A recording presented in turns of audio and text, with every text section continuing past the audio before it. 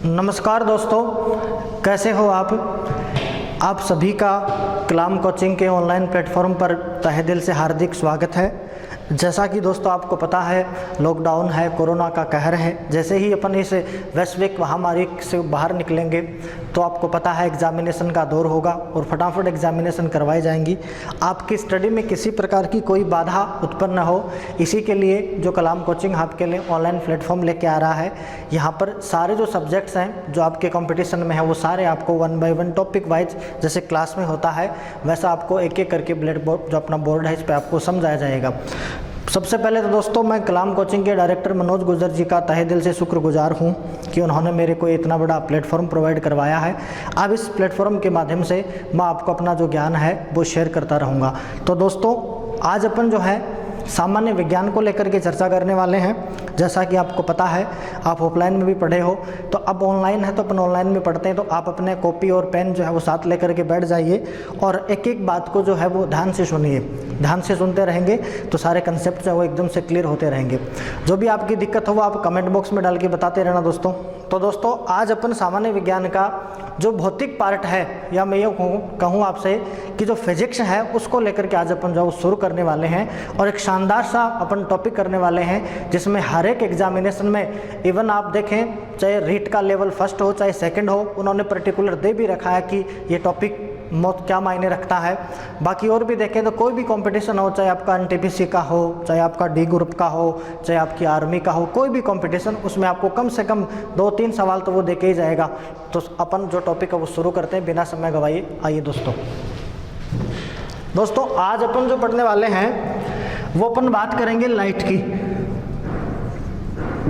Light, आपके दिमाग में बात आ गई होगी कि हाँ भाई लाइट की बात करेंगे, प्रकाश पढ़ेंगे। दोस्तों क्या है प्रकाश, किस प्रकार से इस प्रकाश की परिघटनाएं हैं, अपने किस काम आ सकता है, और अपने को तो यही देखना है कि अपने एग्जाम में किस काम आ सकता है। कहीं पीएचडी करने नहीं लग जाना है कि चलो प्रकाश क्या है, प्रकाश का ऑलरेडी इस पर बहुत सारा शोध हो चुका है। और यही कारण है कि आज जितना कंसेप्ट इस प्रकाश का खुला है उतना अपने किसी और विषय को नहीं खोल पाए। यही कारण है कि हर एक कॉम्पिटिशन में आपको जो प्रकाश है वो पढ़ने को मिलता है और हर एक कॉम्पिटिशन में आपको 2 से 3 सवाल इसके मिलते ही मिलते हैं। तो देखो दोस्तों प्रकाश है, अब कईयों के तो दिमाग में आ गया होगा, जैसे अपन बोलते हैं इलेक्ट्रिसिटी आती है भाई घर में, तो जैसे बोलेंगे अपन साहब बटन दबा रहे हैं, जैसे बल्ब ऑन हुआ तो सीधा बोलते हैं कि हाँ लाइट आ गई।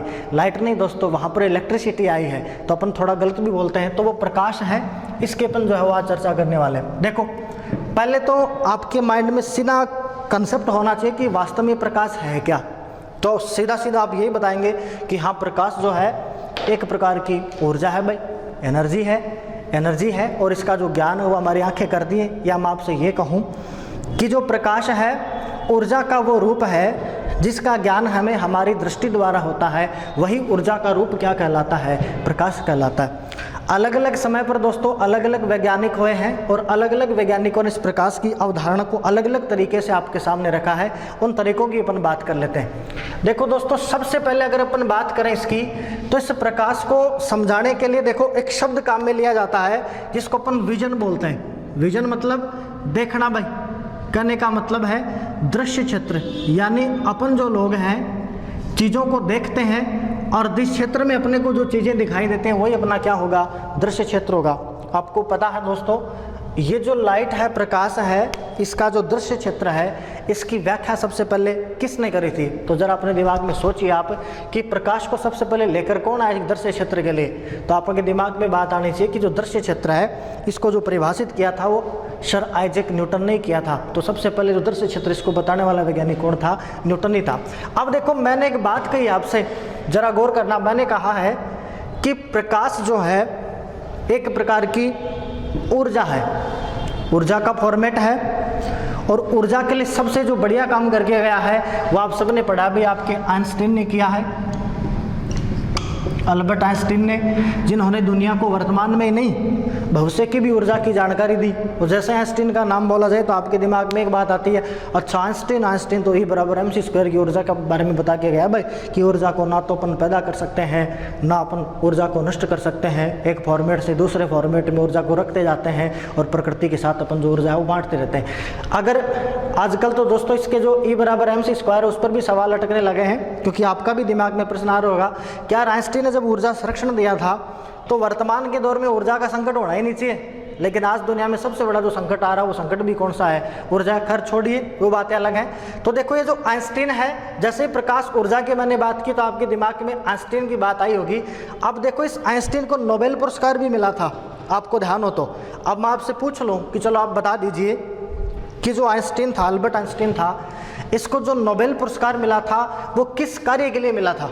बात समझ पा रहे हैं? जो नोबेल पुरस्कार मिला था किस कार्य के लिए मिला था? अब आपके दिमाग में ये बात आएगी कि यार इसने तो ऊर्जा संरक्षण दिया है, तो ऊर्जा संरक्षण के मिला था। आपका उत्तर गलत है दोस्तों। आप जो सोच रहे हैं बिल्कुल गलत सोच रहे हैं, ऐसा नहीं था। देखो दोस्तों, एक प्रभाव आया था जिसको ये कहा था प्रकाश का विद्युत धारा प्रभाव, या प्रकाश का विद्युत प्रभाव, या अपन कहते हैं विद्युत धारा का प्रकाशीय प्रभाव।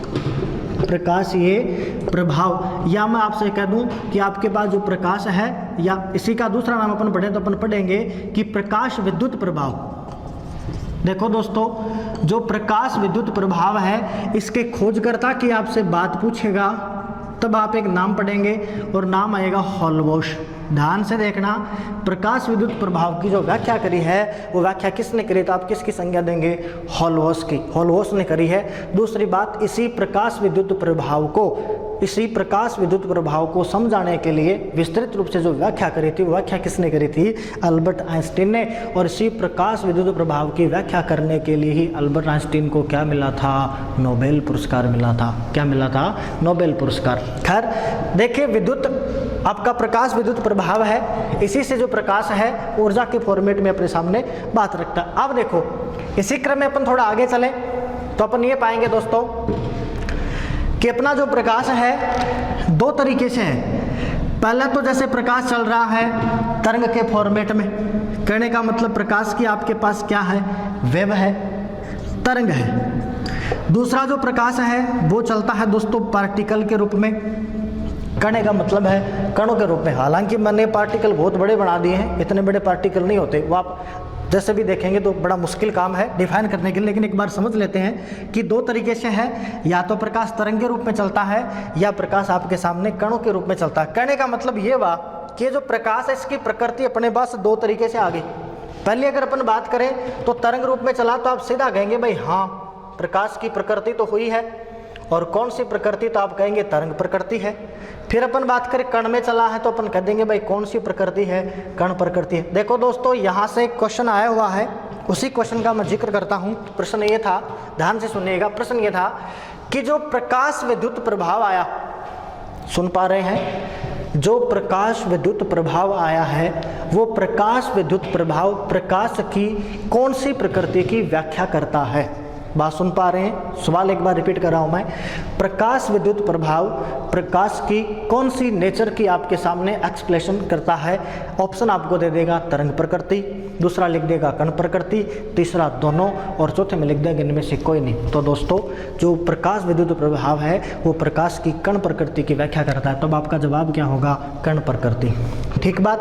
आगे देखो, इसी प्रक्रम को अपन आगे बढ़ाएं। देखो तरंग है, अगर आप तरंग की परिभाषा पढ़े तो आप यही पढ़ेंगे कि क्रमागत अगर दोलन हो रहे हैं, उसी दोलनों की आवृत्ति को अपन क्या बोलते हैं? तरंग बोलते हैं। और ये तरंग है दोस्तों, वैसे मोस्टली देखा जाए तो दो प्रकार की मिलेगी आपको। एक तो आप पढ़ेंगे, नाम आएगा अनुप्रस्थ तरंग है, और दूसरी आप बात करेंगे अनुदैर्ध्य तरंग है। जैसे ग्राफ पेपर पे बनाए, जैसे मान लो ये आपके पास कोई ग्राफ है और इसमें आप स्टूडी के अंदर द्विम ग्राफ के अंदर ग्राफ बनाए तो कोई तरंग मान लो इस प्रकार से गति करती है।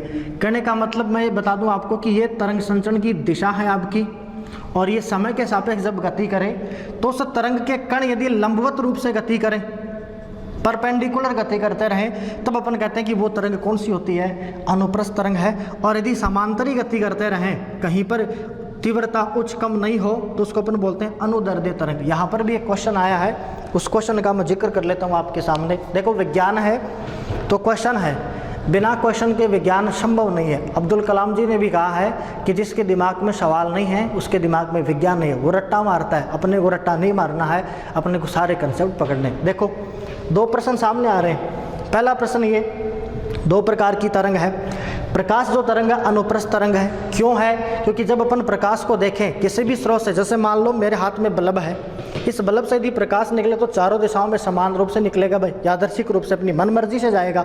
और जैसे अपनी मनमर्जी से जाएगा तो उसमें चकाचौंध होगी, कहीं पर इसकी तीव्रता ज़्यादा मिलेगी और कहीं पर इसकी तीव्रता कम मिलेगी। कहने का मतलब जो कण है वो तरंग संचरण की दिशा के परपेंडिकुलर गति करेंगे। इसलिए अपने कहा कि प्रकाश किस प्रकार की तरंग है, अनुप्रस्थ तरंग। तो एक तो सीधा सवाल हो गया, प्रकाश कैसी तरंग है, अनुप्रस्थ तरंग। दूसरा, जैसे मैं बोल लूँ या आप भी बोल रहे हो, तो जब आप बोलेंगे तब आपकी जो आवाज़ है वो बिल्कुल सीधी दिशा में जाएगी, यानी उसमें कहीं किसी प्रकार की कोई तीव्रता का मान उच्च या निम्न नहीं होने वाला है।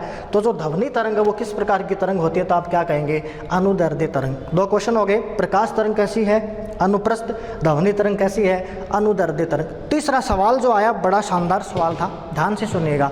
सवाल उसने ऐसे बनाया, मान लीजिए, आजकल ऐसे सवाल बना रहा दोस्तों, मान लीजिए आपके पास शांत पानी है और उस पानी में आप एक कंकर फेंकते हैं। जैसे आप कंकर फेंकेंगे तो पानी के अंदर तरंगें निकलेंगी। बताइए ये जो निकलने वाली तरंग है किस प्रकार की है, बात समझ पा रहे हो?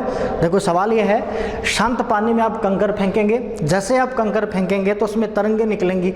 बताइए ये जो तरंग है वो किस प्रकार के। ऑप्शन उसने यही रखे दोस्तों, पहला अनुप्रस्थ, दूसरा अनुदैर्ध्य, तीसरा दोनों और चौथा कोई नहीं। अब आप अपना सोच लीजिए कौन सा करने वाले हो।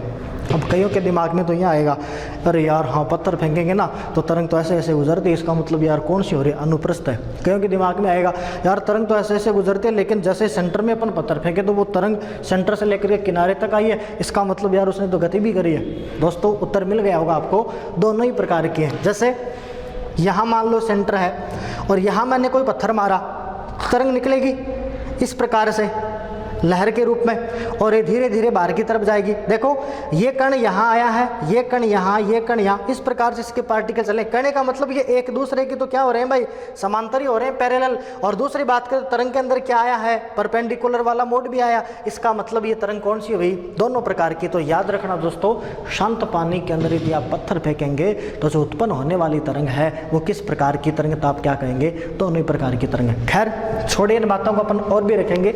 अपना आज का जो कंसेप्ट है वो प्रकाश को लेकर के ही है। तो अभी तक अपन ने ये प्राप्त किया है कि प्रकाश ऊर्जा है, और आपके दिमाग में कहीं ऐसा न हो कि ऊर्जा है, ऊर्जा के बारे में सबसे बड़ा जो काम करके गया आइंस्टीन करके गया, और आइंस्टीन को जो नोबेल मिला है उसका मैंने जिक्र किया, तो वो नोबेल इसको मिला था प्रकाश विद्युत प्रभाव की व्याख्या करने के लिए। और प्रकाश विद्युत प्रभाव किसने दिया था, तो खोज करता होगा हॉलवॉश। कौन हो जाएगा, हॉलवॉश। फिर देखो दोस्तों अपन ने बात करी है कि प्रकाश विद्युत प्रभाव ये व्याख्या करता है कि प्रकाश जो है उसकी नेचर कैसी है, पार्टिकल की है, कैसी रहेगी, कण प्रकृति। इवन सबसे पहले न्यूटन इस प्रकाश को लेकर के आता है और एक विजन बताता है कि आप जब वस्तुओं को देखते हो तो जब भी आप वस्तुओं को देखेंगे तो उनको एक रेंज में देखेंगे। वो विजन को भी अपन परिभाषित करेंगे।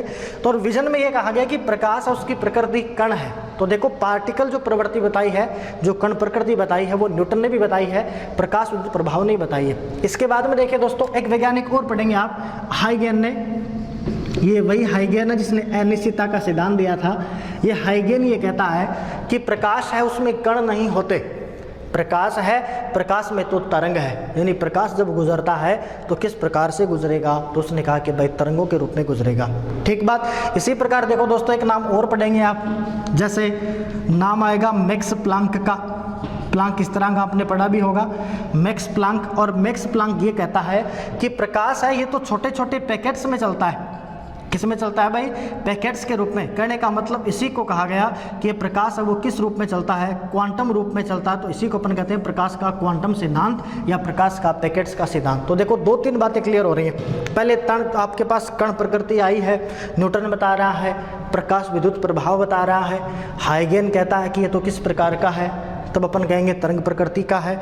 मैक्स प्लांक कहता है किस प्रकार का है, पैकेट्स के रूप में है। अब इस प्रकाश के ऊपर इस बात पर कोई मतभेद नहीं हो कि इसकी नेचर क्या है, किस प्रकार से पढ़ें, फिर भी अपन लगातार इसको काम में लेते रहें। इसी बात को देखो समझाने के लिए वर्तमान के जो वैज्ञानिक हैं वो ये कहते हैं कि प्रकाश है, वास्तव में देखा जाए तो प्रकाश की प्रकृति द्वैती है। कहने का मतलब ड्युअलिटी है, यानी कि इसमें दो प्रकृति पाई जाती है। एक प्रकृति जो आपके पास है वो तरंग प्रकार की है, और दूसरी आप बात करें तो आप कहेंगे कण प्रकार की है। तो ये महत्वपूर्ण प्रश्न है कि वर्तमान में प्रकाश की प्रकृति कैसी रही है, तो आप किसी बात करेंगे द्वैती प्रकार की जो प्रकृति वो प्रकाश की है। ठीक बात। अब देखो दोस्तों आगे की बात। हाँ तो देखो दोस्तों, प्रकाश की अपनी बात है और अपन ने बात करी कि द्वितीय प्रकृति का है। अब मैं यहाँ पर आपको कुछ एक बातें समझा रहा हूँ, देखेंगे। जैसे मान लो ये प्रकाश की तरंग है और इसका मैंने ग्राफ बनाया और प्रकाश की तरंग यहाँ से चली और इस प्रकार से इस तरंग ने क्या किया, मूवमेंट किया।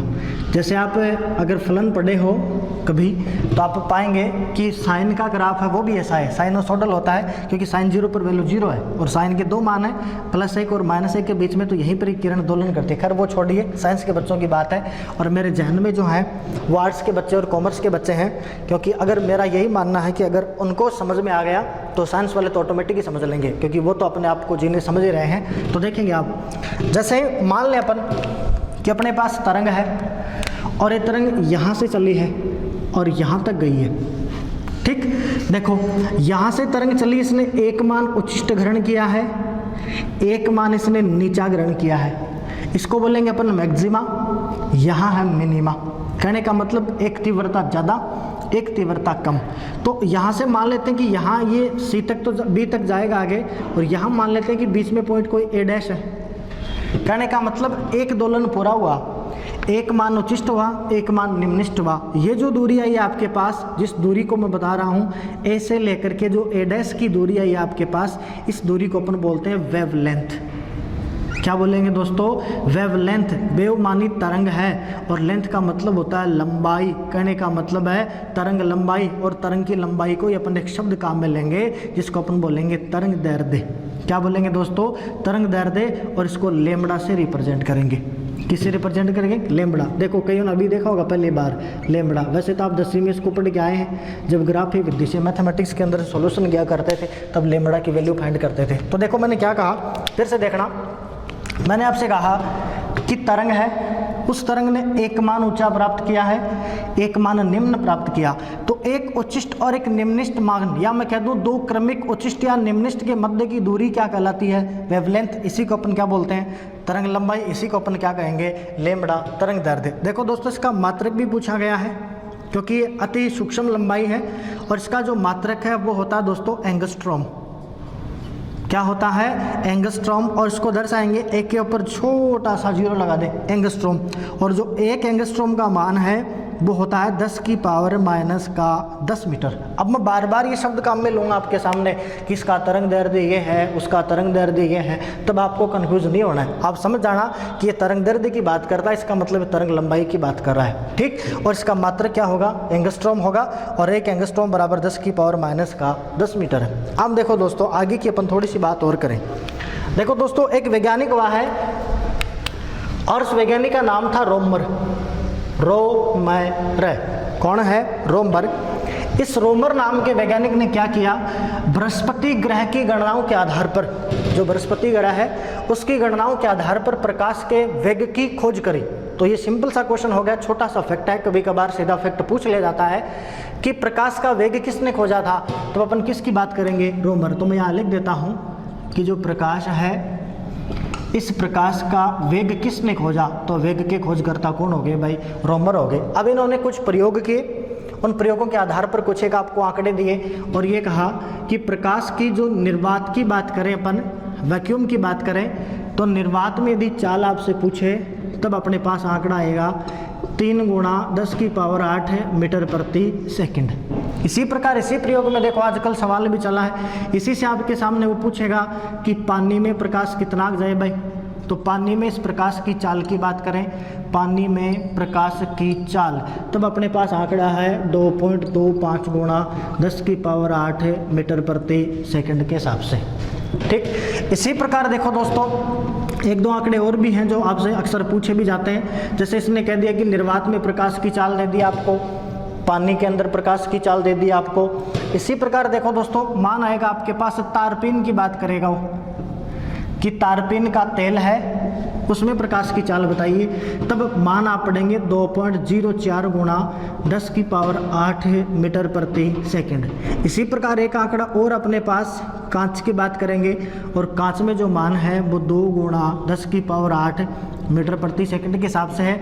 और इसी प्रकार एक आंकड़ा और पूछा गया है नायलॉन का, कि नायलॉन में प्रकाश कैसे गुजरे, तो 1.96 × 10⁸ मीटर प्रति सेकंड। देखो दोस्तों, पहले तो ये होता था कि सीधी सीधी बात क्या करते थे कि प्रकाश की निर्वात में चाल कितनी है, तो सीधा ही रट्टा कर लिया करते थे कि निर्वात में चाल जो 3×10⁸ मीटर प्रति सेकंड के हिसाब से। अब देखो उसने पूछ लिया है, डी ग्रुप में ही पूछा है और उसने प्रूव किया इस बात को कि आपको रोमर का प्रैक्टिकल ध्यान देना होगा, आपको रोमर की बातें पकड़नी होगी। तो ध्यान दें दोस्तों, निर्वात में सबसे ज़्यादा, निर्वात का मतलब देखो निर्वात, निर मतलब बिना है, तो निर्वात हवा के बिना, जहाँ हवा भी नहीं है, कुछ भी नहीं है, वैक्यूम इसको अपन बोलें, तो वैक्यूम में प्रकाश की चाल सबसे ज़्यादा है 3×10⁸ मीटर प्रति सेकंड। देखो इसी को मॉडिफाई करके वो ये भी पूछता है, जैसे यहाँ आपने लिखा है कि 3×10⁸ मीटर प्रति सेकंड है, इसी को वो चेंज कर दे और उसने ये भी दिया है कि 3×10⁵ किलोमीटर प्रति सेकंड। अब देखो कितना रटोगे आप, तो यूनिट चेंज करके दे रहा आपको। देखिए जैसे मीटर है, किलोमीटर में बदलना है, 1000 का भाग देंगे, 3 पावर कैंसिल, तो इसको क्या कह सकते हैं अपन 3×10⁵ किलोमीटर प्रति सेकंड। तो ध्यान देना अगर मीटर प्रति सेकंड में तब मान ये है और किलोमीटर में तो इस प्रकार कन्वर्ट करके। इसी प्रकार देखो पानी में प्रकाश की चाल, ये पूछा उसने कि पानी में प्रकाश की चाल कितनी है, तो आपको ध्यान देना पड़ेगा भाई।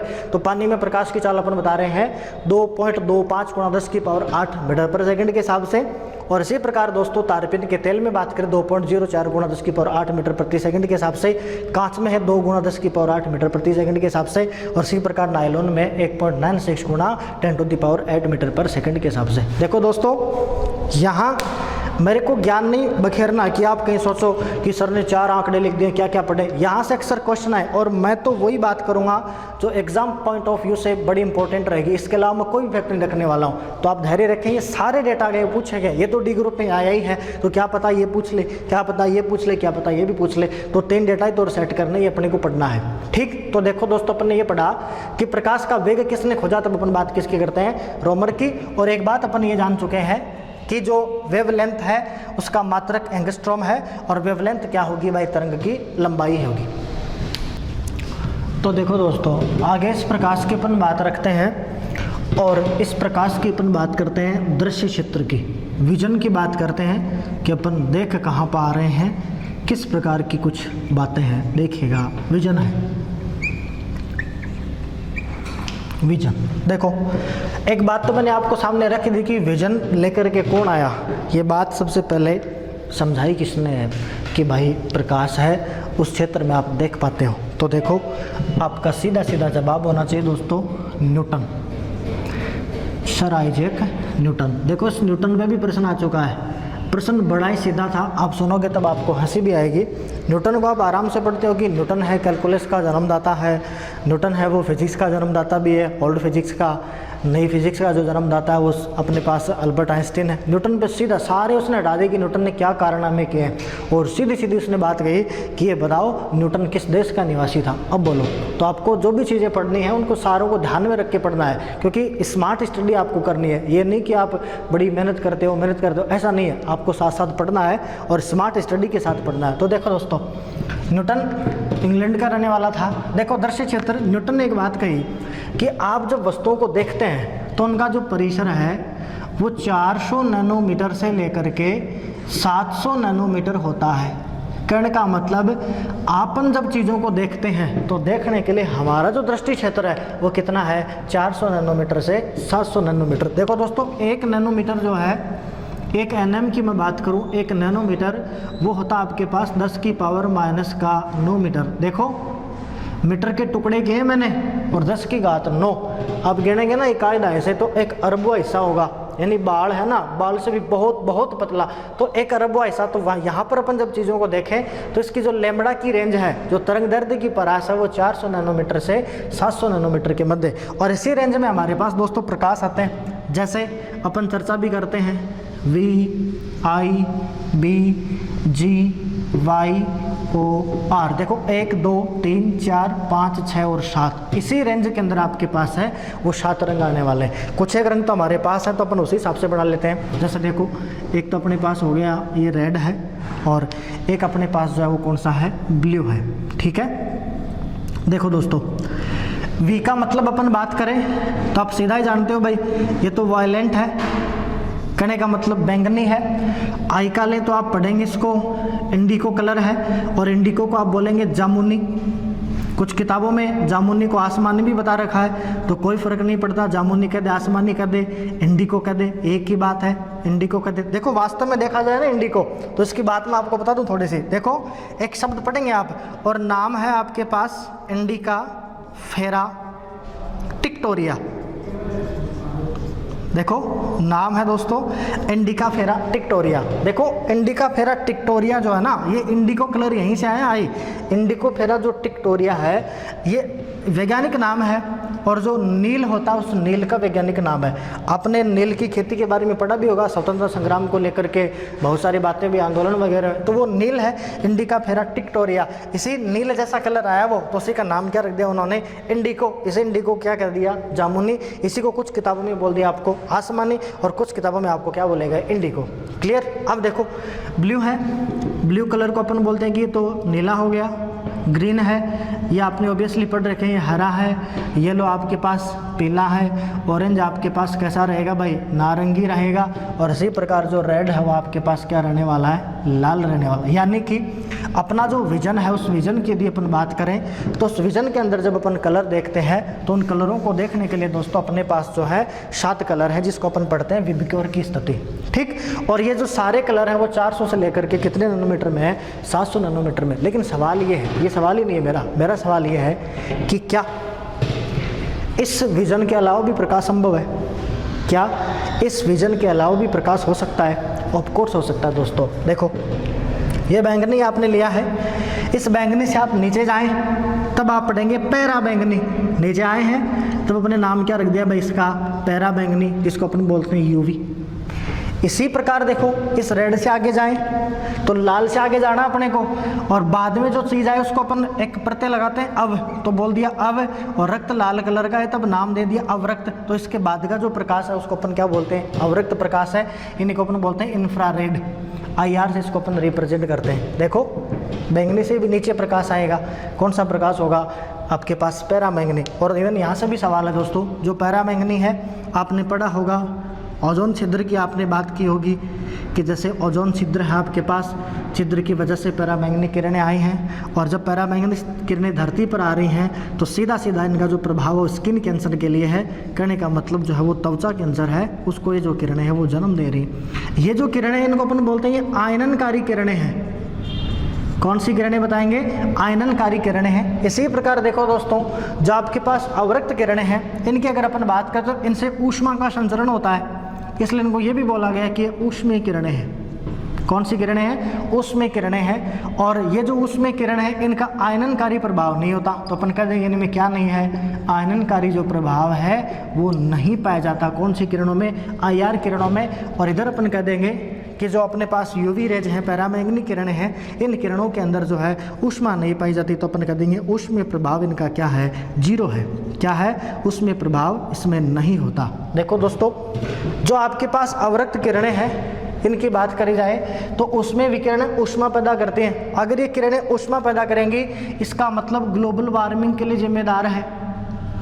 किसके लिए जिम्मेदार है, ग्लोबल वार्मिंग के लिए। ये सारा माजरा मैंने इसलिए लिखा है क्योंकि उसने प्रश्न पूछ रखा है कि ग्लोबल वार्मिंग के लिए जिम्मेदार है पैरामैंगनी किरणें हैं, ऊष्मीय किरणें, अवरक्त किरणें। तो आपको ध्यान देना। देखो दोबारा से देख लो, एक फैक्ट की बात करी अपन ने। मैंने कहा कि न्यूटन ने बताई थी कि दृश्य क्षेत्र है, किस क्षेत्र में आप वस्तुओं को देख पाएंगे। तो देखने के लिए अपने पास जो क्षेत्र आया, एक रेंज आई लैम्बडा की जो 400 से लेकर के 700 नैनोमीटर की रही। इस रेंज के अंदर अपने पास जो कलर आए वो कलर कितने आए, 7 कलर आए। फिर अपने 7 कलर की बात करी, एवं इन सब कलर को अपन पढ़ने भी वाले हैं। कुछ एक कलर मैंने आपको बताए। अब देखो मैंने कहा कि बैंगनी से भी नीचे कोई कलर, बहुत महत्वपूर्ण बात है, चाहे तो आप पूछ करके इसका स्क्रीनशॉट ले लें दोस्तों।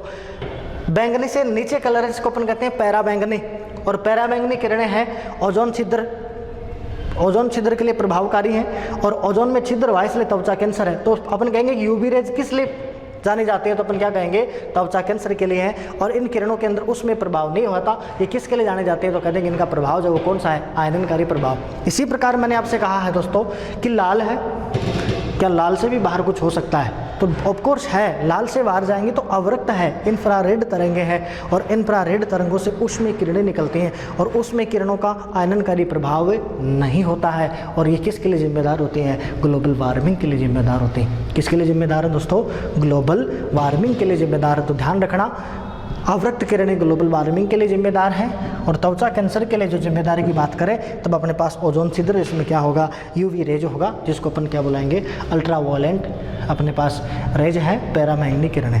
अब देखो अपन आगे की बात करते हैं। जैसे अपने पास प्रकाश है और प्रकाश के रंग अपन ने बना दिए हैं, मुख्यतः अपन जिसको देख पाएँ उसी का अपन आज अध्ययन करते हैं, बाकी की चर्चा अपन किसी और दिन करेंगे। तो देखो जो दृश्य क्षेत्र अपने पास है, इस दृश्य क्षेत्र की जिक्र करें तो इसमें 7 रंग है। देखो दोस्तों, एक संबंध अपन पढ़ते हैं, एक शब्द आएगा जिसको अपन बोलेंगे परकिरण।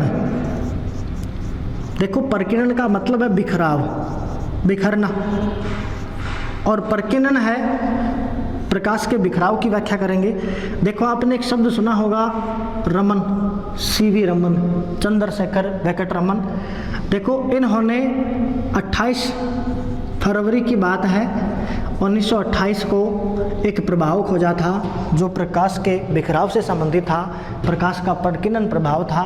इन्हीं के समान में इसको कहा गया रमन प्रभाव, और 1930 के अंदर इसी प्रभाव के लिए इनको नोबेल प्राइज़ मिला था। क्या मिला था? Nobel prize. ये भारतीय सेकंड भारतीय हैं जिनको नोबेल पुरस्कार प्राप्त हुआ था। पहला गीतांजलि के लिए रविंद्रनाथ टैगोर जी को प्राप्त हुआ था। तो देखो 28 फरवरी 1928 को सीवी रमन प्रकाश के प्रकीर्णन की व्याख्या करता है, और आपको ये भी याद होगा 1930 के अंदर इसी खोज के लिए इनको नोबेल प्राइज़ मिला। और आपको ये भी ध्यान होगा कि इन्हीं के समान में प्रतिवर्ष 28 फरवरी को अपन जो लोग हैं वो राष्ट्रीय विज्ञान दिवस मनाते हैं। तो राष्ट्रीय विज्ञान दिवस कब मनाया जाता है? तो अपन किसकी बात करते हैं? 28 फेब को। ठीक बात। अब देखो दोस्तों, मैं इस प्रकीर्णन की बात बता रहा था, तो देखो एक संबंध पढ़ेंगे आप, जैसे लेमड़ा है और ये जस्ट विपरीत होता है परकीर्णन के।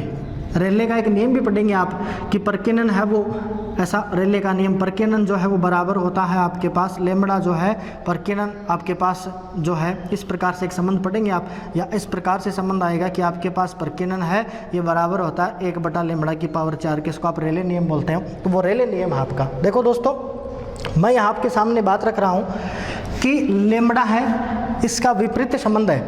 कहने का मतलब ये एंटी प्रोपोर्शनल है, उल्टा अनुपात में, रिवर्स अनुपात में। इसका मतलब ये हुआ कि एक का मान बढ़े तो दूसरे का मान घटे, या इसका मान बढ़े, परकीर्णन बढ़े, तब लेमड़ा का मान घटे।